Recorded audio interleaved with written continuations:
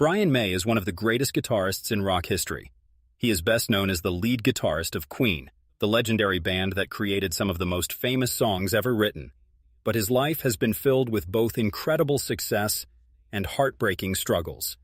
This is the story of a man who built his dreams from nothing and survived some of the darkest moments imaginable. Brian Harold May was born on July 19, 1947, in Hampton Hill, a quiet town in Middlesex, England. He grew up as an only child in a modest home with his parents, Harold and Ruth May. His father worked as an engineer, and his mother kept their small household running. They weren't poor, but they didn't have much money for luxuries. The house was often quiet, and young Brian felt lonely without brothers or sisters to play with. This loneliness shaped Brian's early years in ways that would stay with him forever. He spent much of his childhood alone with his thoughts and imagination. When he dreamed of having an electric guitar like the ones he heard on the radio, his family couldn't afford to buy one from a store. Instead, his father Harold came up with an amazing solution. Together, father and son would build a guitar with their own hands. They used scraps of wood, parts from an old fireplace, and wires they found from broken machines. Working side by side in their small workshop, they carefully crafted what would become known as the Red Special. This wasn't just any guitar, it became Brian's voice, his way of speaking to the world when words weren't enough. Years later, Brian would say that the Red Special was the voice of my soul, built with my father. This homemade guitar would go on to create some of the most recognizable sounds in rock music. At school, Brian was brilliant at math and science, which impressed his teachers, but made him feel even more different from other kids. While his classmates played together during breaks. Brian often stood alone, lost in his own thoughts. He was too smart and too quiet to fit in easily. But when he picked up his guitar, something magical happened. Music became his way of breaking through the silence that surrounded him. At age 17, in the mid-1960s, Brian formed his first band called 1984. It was his first real step toward the music career that would change his life.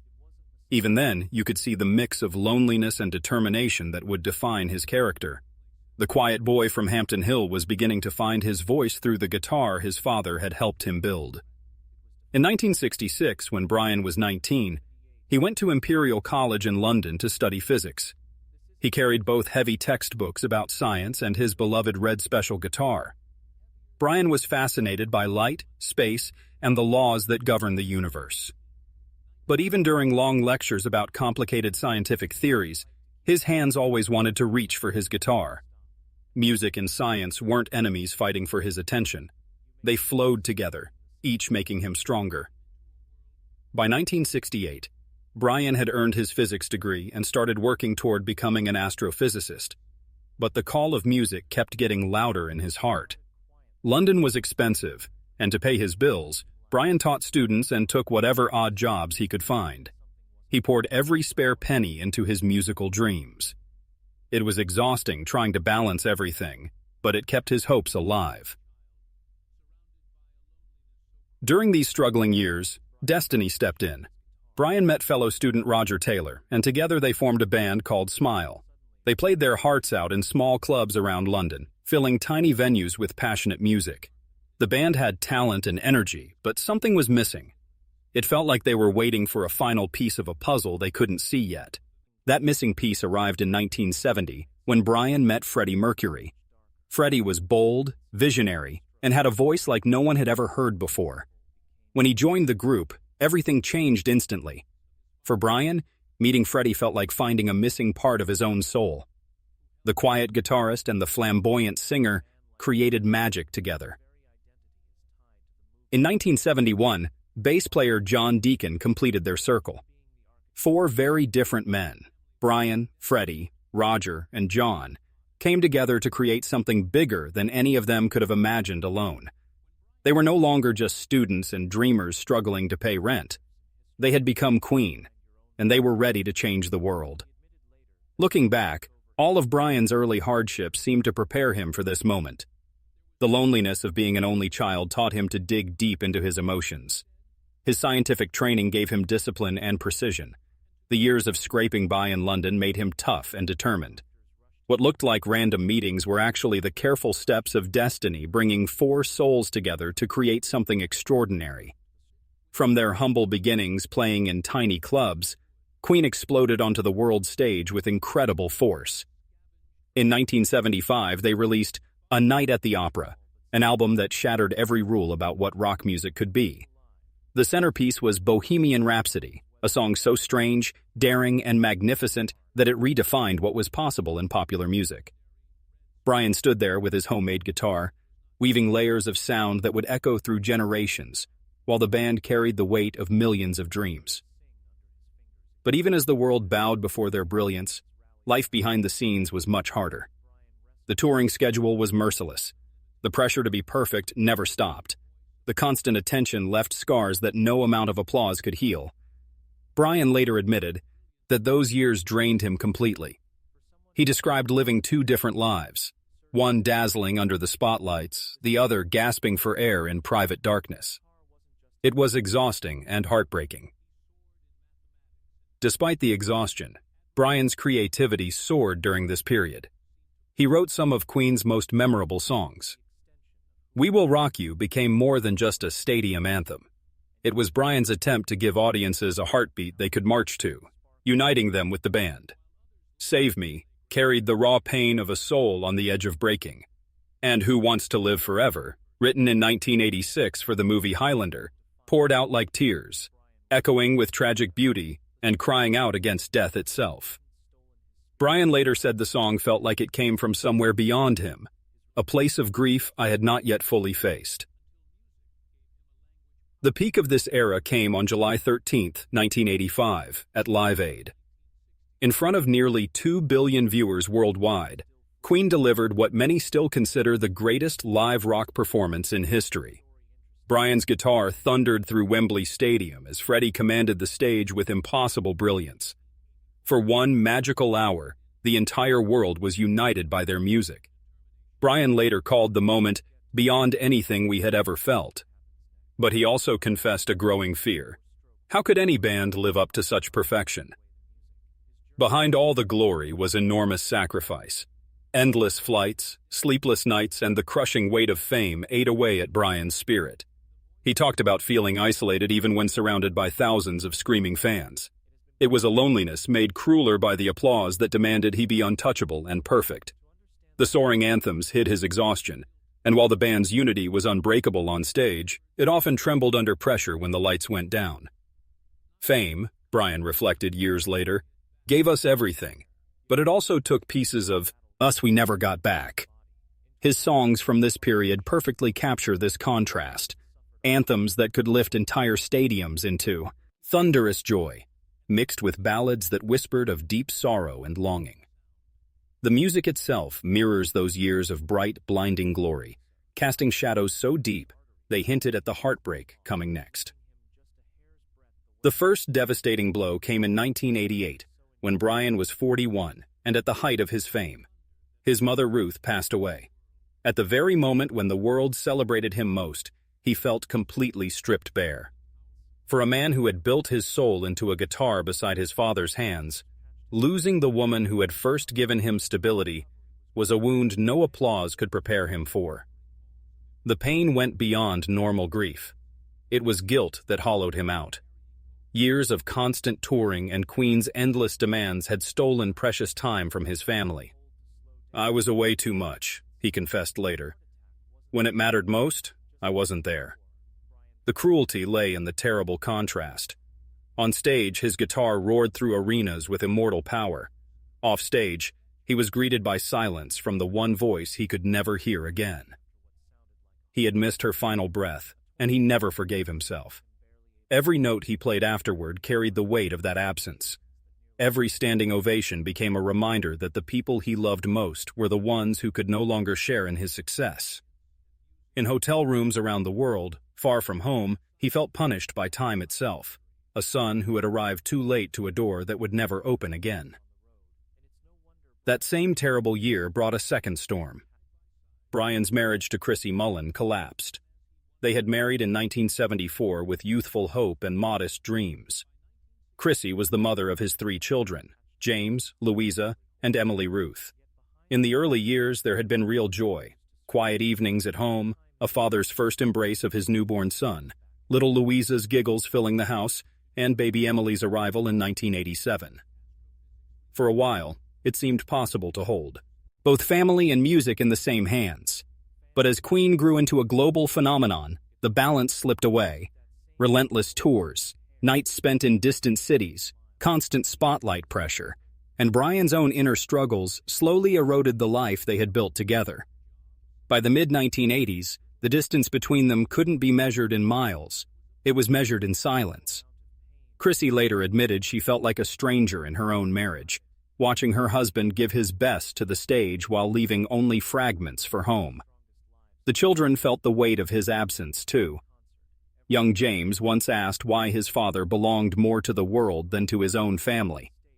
Brian confessed that he would step off stage to the roar of thousands, only to walk into empty hotel rooms haunted by echoes of what he was losing. The divorce in 1988, arriving in the same year as his mother's death, was devastation piled upon devastation. Chrissy took the children with her, leaving Brian to return to rooms that had once held laughter, but now echoed with silence. To the outside world, he was adored, celebrated, and untouchable. Inside, he was a father cut in half, weighed down by guilt over missing bedtimes and milestones he could never reclaim. By the late 1980s, Queen's music still roared across the world, but behind the scenes, the truth was much darker. Freddie Mercury, once the blazing center of every stage, was fading under the cruel weight of AIDS. This was a disease that brought not only physical pain but heavy social stigma. Yet Freddie faced it with defiance that seemed almost superhuman. Brian watched helplessly as the man who had electrified stadiums with unmatched energy grew thinner and weaker, but still walked on stage with fire in his eyes. On stage, Freddie remained magnificent, his voice soaring, his presence commanding. But off stage, the cost was merciless. For Brian, it was agony, a front-row seat to the slow unraveling of the brother he had built his world with. The contrast was heartbreaking. Just 6 years earlier at Live Aid in 1985, they had conquered the world together. Freddie was fire incarnate, striding across Wembley while Brian's guitar thundered beside him. 2 forces fused into one perfect sound. To remember that glory while watching Freddie struggle simply to stand was like watching the sun collapse into darkness. As the illness advanced, the band circled around Freddie with loyalty and love, guarding every fragile moment. Recording sessions grew shorter, carefully carved around his fading strength. But the music that emerged carried an intensity almost too raw to bear. Brian remembered the day when Freddie, pale and weakened, insisted on recording "The Show Must Go On." His body was frail, but his eyes still burned with defiance. "I'll do it, darling," he said, and delivered it perfectly in one take. In that single moment, Brian witnessed both farewell and triumph, the sound of a man giving everything he had left to the world. Then came November 24th, 1991. In the quiet of Garden Lodge, the battle ended. Freddie Mercury, only 45 years old, the voice that had set stadiums ablaze, was gone far too soon. For the world, it was the death of a legend. For Brian, it was the breaking of his own heart. He wasn't just losing a singer, he was losing the other half of his own voice, the partner who had made his guitar thunder with life. The funeral was private and painfully quiet. Only family and closest friends gathered, their grief too deep for words. Brian stood apart, silent, his head bowed, unable to speak. He later confessed with broken honesty, "I lost my closest friend, and I couldn't speak." Outside, thousands of fans poured into London's streets, carrying flowers, photographs, and handwritten notes. They lit candles that flickered through cold nights, transforming the city into a shrine of love and grief. For Brian, the days that followed were a blur of despair. Depression swallowed him whole. He described the pain as crippling, a wound that hollowed him out until even music seemed meaningless. For a time, he wondered if he could go on at all. "I thought about ending it," he admitted. "I didn't want to be here anymore." Years passed. and though music slowly became a lifeline again, the scars of grief lingered. In 2013, another storm struck when doctors raised alarms about possible prostate cancer. At 66, Brian faced the terrifying possibility that his own time might be running out. Memories of Freddie's illness came flooding back as he endured scans, biopsies, and sleepless nights waiting for results that could rewrite the rest of his life. When the final verdict came, all clear, no cancer, the relief was overwhelming. But the fear left its mark. Brian emerged determined to change, adjusting his diet, exercising more, and submitting to constant checkups. For him, survival wasn't just about living longer, it was about living wiser, with gratitude carved into every heartbeat. In 2020, the world fell into crisis with the global pandemic, and Brian's body betrayed him again. What began as simple afternoon gardening ended in catastrophe when he tore a muscle in his hip. The resulting sciatica was so severe he described it as relentless, like someone sticking a knife in me. For months, he struggled just to move, forced to relearn how to walk. The crushing pain struck suddenly, radiating through his chest and arm until he collapsed. Rushed to the hospital, he hovered on the edge of life as doctors discovered dangerously blocked arteries. Emergency surgery followed, and 3 stents were placed in his heart. He later confessed he had been very close to death. Lying in that hospital bed with machines beeping at his side, Brian stared at the ceiling and wondered if this was his final moment. He thought of Freddie, gone at 45, and fear gripped him like ice. In that moment of near death came clarity. The roar of stadiums and crowns of fame faded away. What remained were the faces of his wife, Anita, his children, his bandmates, and the millions of fans who had carried him through decades.